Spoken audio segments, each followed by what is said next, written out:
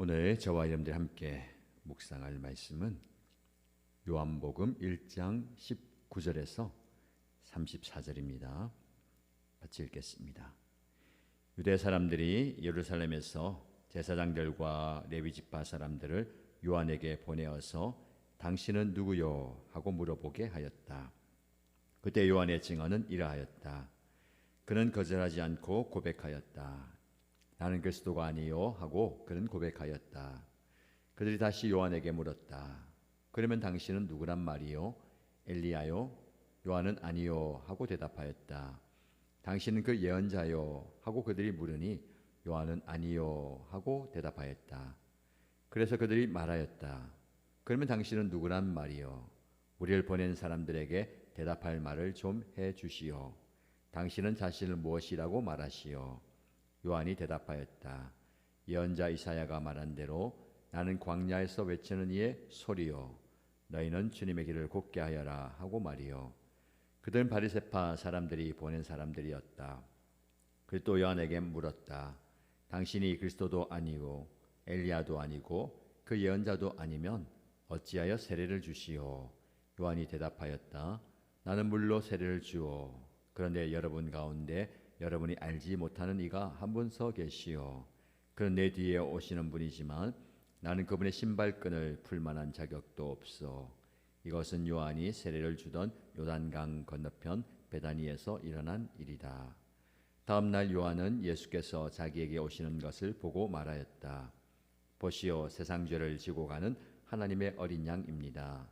내가 전에 말하기를 내 뒤에 한 분이 오실 터인데 그분 나보다 먼저 계시기에 나보다 없으신 분입니다. 한 적이 있습니다. 그것은 이분을 두고 한 말입니다. 나도 이분을 알지 못하였습니다. 내가 와서 물로 세례를 주는 것은 이분을 이스라엘에게 알리려고 하는 것입니다. 요한이 또 증언하여 말하였다. 나는 성령이 비둘기같이 하늘에서 내려와서 이분 위에 머무는 것을 보았습니다. 나도 이분을 몰랐습니다. 그러나 나를 보내어 물로 세례를 주게 하신 분이 나에게 말씀하시기를 성령이 어떤 사람 위에 내려와서 머무는 것을 보거든 그가 바로 성령으로 세례를 주시는 분임을 알아라 하셨습니다. 근데 나는 그것을 보았습니다. 그래서 나는 이분이 하나님의 아들이라고 증언하였습니다. 아멘. 오늘도 하나님의 은혜를 사모하며 새벽을 깨운 여러분들, 말씀 앞에 선 여러분들 축복합니다. 우리 살면서 끊임없이 나는 누구인가 라는 질문을 받게 됩니다.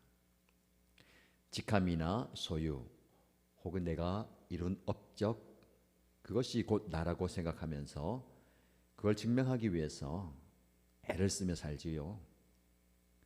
하지만 정작 내 영혼의 갈급함을, 갈증을 해결하지 못할 때가 많습니다. 오늘 본문에는 당시 모든 유대인들의 시선을 한 몸에 받던 세례 요한이 등장합니다. 사람들은 그가 혹시 그리스도가 아닐까 기대하면서 그의 정체를 묻습니다. 그런데 요한의 대답은 대단히 뜻밖입니다. 그는 자신을 드러내기보다는 자신을 철저히 낮추면서 오직 한 분만을 가리킵니다. 바로 세상 죄를 지고 가는 하나님의 어린 양, 예수님이시죠. 오늘 우리는 요한의 고백을 통해서 저와 여러분의 인생의 시선이 어디를 향해야 참된 자유를 얻을 수 있는지를 살펴보고자 합니다. 먼저 나는 주인공이 아니라 예수님의 길을 예비하는 소리입니다. 유대인들이 보낸 사람들이 요한을 찾아와서 요한에게 묻습니다. 당신은 누구요? 엘리야요? 혹은 그 예언자요? 요한 단호에게 나는 아닙니다 라고 답합니다. 그러면서 자신을 가리켜서 광야에서 외치는 이의 소리라고 자신을 정의합니다. 소리가 무엇입니까? 메시지만 전달하고 사라지는 겁니다. 여러분, 우리가 인생에서 불행해지는 이유가 뭐냐면요, 내가 소리가 아니라 주인공이 되고 싶어 하기 때문에 그렇습니다. 내가 인정받아야 되고요, 내가 잘나야 되고 잘해야 되고 내 목소리가 커져야 마음이 시원합니다. 그렇게 되지 못하면 속상해하고요, 자존심이 상하고 절망합니다. 여러분, 요한은 자기 자신이 예수님의 신발끈을 풀 만한 자격도 없다라고 이야기합니다. 여러분, 내가 낮아질 때에 비로소 내 뒤에 오시는 예수님이 드러나기 시작합니다. 신앙생활은요, 나를 드러내는 것이 아니고 나를 비우는 시간입니다. 철저하게 자신을 비워내야 됩니다. 이게 참 어려워요. 우리는 누구나 다 나를 드러내고 싶어 합니다. 내가 드러나지 않으면 기분이 상합니다. 누군가가 나보다 더 두각을 드러내면 속상해요. 교회 공동체 안에서는 그러면 안 됩니다. 내 목소리가 커지면 잘못되고 있다는 것을 깨달아야 됩니다. 내가 드러나고 있다면 뭔가 문제가 있구나 라고 생각해야 됩니다. 공동체가 건강하려면, 여러분이 건강한 신앙생활을 하려면 철저하게 나를 지워야 됩니다. 한번 생각해 보십시오. 내가 드러나야 속 시원하다. 내가 하고 싶은 말 다 해야 적성이 풀린다. 그러면 안 됩니다. 그러면 내 자아가 아직 죽지 못한 거예요. 자아가 죽는 게 뭡니까? 내가 하는 게 죽어야 됩니다. 철저하게 우리는 날마다 나를 십자가에 못 박아야 됩니다. 사람들은 예수를 십자가에 못 박았잖아요. 그러나 예수님이 못 박힌 그 십자가에 나를 못 박아야 됩니다. 누가요? 내가요. 문득문득 끌어오르는 내 욕심, 내 정욕, 내가 하고 싶은 대로 하고 싶은 그 마음들, 나를 비워야 그 빈자리에 성령이 채워지는 거예요. 그래서 내 말이 아니라 성령의 위로의 말이, 성령의 축복의 말이 나와야 되는 겁니다. 요한복음 3장 30절 말씀에 세례 요한은 이렇게 얘기합니다. 그는 흥하여야 하겠고 나는 쇠하여야 하리라. 이 고백이 우리의 고백이 되면 좋겠습니다. 우리는 다르게 고백하죠. 그는 잘 모르겠고 내가 성공해야 된다. 내가 승리해야 된다. 아닙니다. 나는 사라져도 그는 드러나야 됩니다. 세례 요한이 나는 소리다 했잖아요. 그럼 소리는 들리고 사라져요. 눈에 보이지 않습니다. 끝납니다. 아무리 찾으려고 해도 없어요. 예수님을 증언하는 소리가 되기를 축복합니다. 자, 적용 질문을 드립니다. 한번 삶 속에서 한번 실천해 보세요. 요즘 나의 삶에서 하나님의 영광보다 나의 이름이나 나의 존재감이 드러나지 않아서 서운했던 적은 없습니까? 내가 드러나야 속이 시원한 게 아닙니다. 나는 감춰져도 그분이 드러나시면 되는 겁니다. 무조건 어디서 존재감 없이 살라는 말이 아니고 내 존재감은 없어도 나를 인해서 예수가 드러나면, 복음이 드러나면 되는 겁니다. 두 번째 우리가 묵상할 것은요, 예수님은 나의 모든 죄짐을 대신 지신 어린 양이라는 겁니다. 요한은 예수님께서 자기에게 오시는 것을 보고 외칩니다. 보십시오. 세상 죄를 다 지고 가는 하나님의 어린 양이십니다. 여기서 지고 간다는 말은 단순히 옆에 두는 게 아니라 완전히 들어 올려서 제거하다라는 뜻을 담고 있습니다.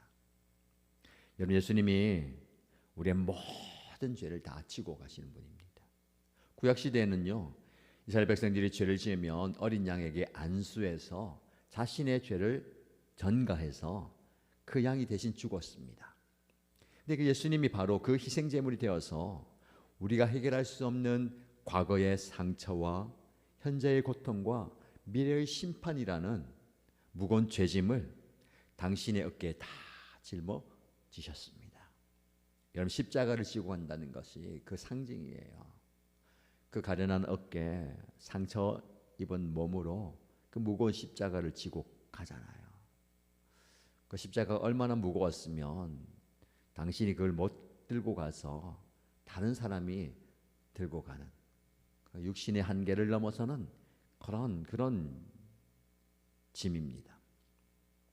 여러분 혹시 아직도 죄책감에 시달리고 있습니까? 내가 이 죄를 어떻게 갚을까 하며 짓눌려 있습니까? 예수님께서 이미 그 죄책감을 다 들어서 옮기셨습니다.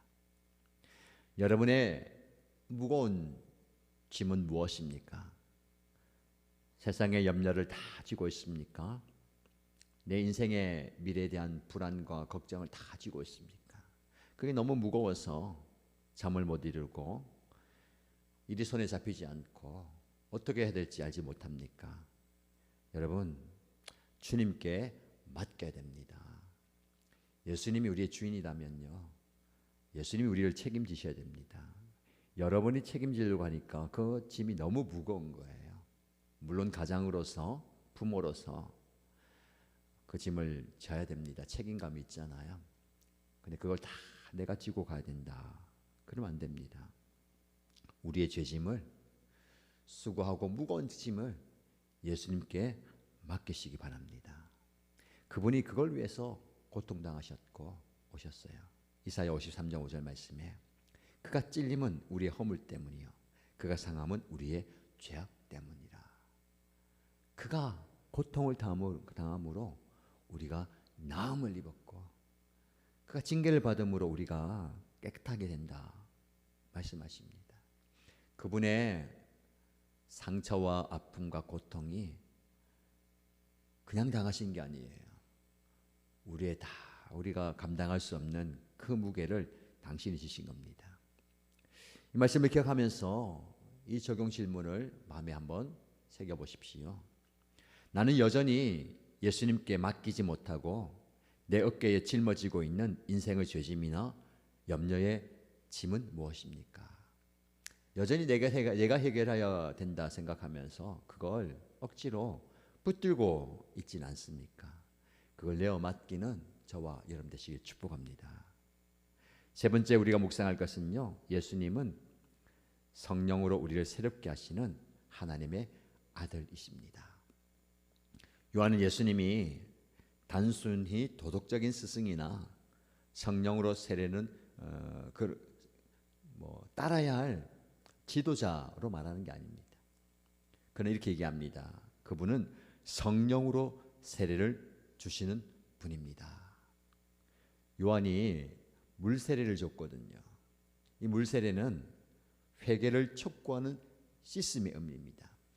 요단강에 들어가서 물에 푹 잠기는 것은요, 죄를 씻는다라는 겁니다.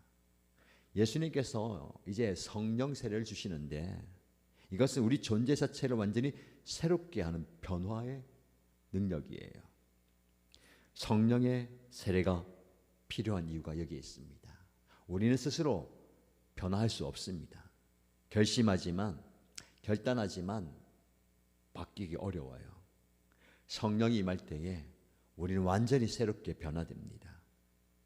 내 힘으로 착해지려고 하고 내 의지로 거룩해지려고 노력하지만 늘 한계에 부딪힙니다.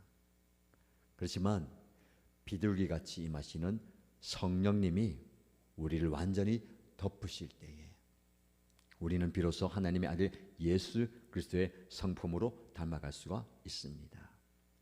상황과 환경의 변화, 내 생각의 변화를 넘어선 성령의 세례, 성령의 역사, 성령의 능력이 필요합니다. 여러분 무엇을 구하십니까? 단순히 내가 원하는 것, 내가 기대하는 것만 구하지 마시고요. 여러분을 성령께 내어드리시면서 예수님에게 임하신 성령이 나에게도 임하길 원합니다. 그래서 내가 완전히 성령에 사로잡혀서 성령님이 거하시는, 머무시는 성령의 전이 되기 원합니다. 라고 기도하시기 바랍니다. 성령이 임하면 변화가 일어나고 성령이 임하면 능력이 나타날 줄로 믿습니다. 사도행전 1장 8절 말씀에 오직 성령이 너희에게 임하시면 너희가 권능을 받고 라고 말씀합니다. 성령이 임하는 역사를 경험해야 됩니다. 성령이 임할 때에 우리는 변화의 능력, 회복의 능력, 하나님이 행하시는 놀라운 기적을 경험할 수가 있습니다. 내 힘과 의지가 아닌, 내 노력이 아닌 성령의 힘으로 살아가야 되는 겁니다. 이게 내어드림이고 맡김이고 신뢰하는 겁니다. 여러분의 이 적용 질문을 드려봅니다. 마음에 한번 새겨보시고 적용해 보십시오. 나는 내 힘과 내 능력이 아닌 성령의 도우심을 간절히 구하며 하루를 시작하고 있습니까? 아침에 무엇을 구하십니까? 무엇을 생각하십니까? 처리해야 할 일보다, 감당해야 할 문제보다 먼저 성령의 지혜와 성령의 도우심과 능력을 구하는 저와 여러분 되시기를 축복합니다. 오늘 말씀을 통해서 예수님에 대해서 요한의 증언을 들었습니다. 그분 우리의 모든 죄짐을 다 지고 가신 분입니다. 그분께 맡기는 게 필요합니다. 그분께서 우리의 삶을 인도하실 겁니다. 예수님 우리에게 성령을 보내셔서 우리와 함께 하시고 성령의 능력으로 살아가게 하십니다.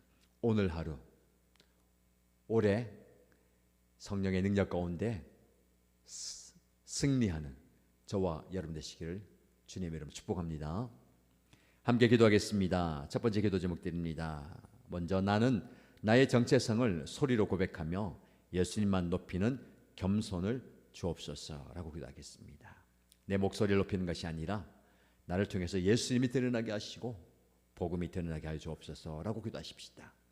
두 번째 기도 제목은 세상 죄를 지고 가신 어린 양 예수님 안에서 참된 자유를 누리게 하소서. 지금 나를 누리고 있는 죄짐과 염려와 불안과 걱정의 짐을 다 주님께 내어 맡깁니다. 주님, 나의 짐을 맡아 주옵소서라고 기도하십시다. 공동체를 위해서 기도할 때에 우리 교회 공동체, 우리 목장 공동체가 성령의 능력으로 세상을 치유하는 복음의 통로가 되게 하소서.